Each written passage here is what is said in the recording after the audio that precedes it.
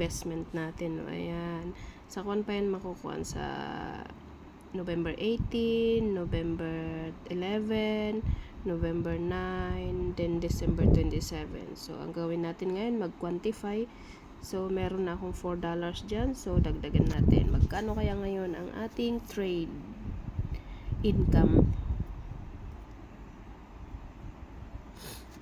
12 hours. Every 12 hours to. Ayan, meron tayong 5.88. So, meron na tayong 9.8.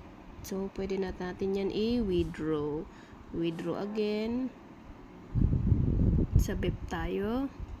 9.89. 9.89. So, lagay natin ang ating password and then confirm. Ayan na guys.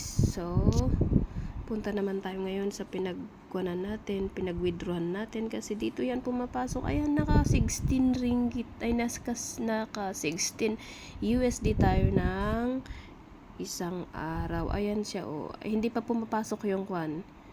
Kakuan natin kaninang 9 something. So, magiging 8 something yun kasi bayad is piso. So, ayan na yung mga tagwa $1 o na kinikuan ko. Ayan. So, ang dami ko ng withdrawal ay kuan. Pumasok dito sa wallet address ko. So, pwede ko na din itong ma-withdraw. Ayan, lahat yan. 100. Ayan. Withdrawal naman. Ayan tayo. Naka-withdraw na tayo ng 100 USD, 150, 100, 10, 100.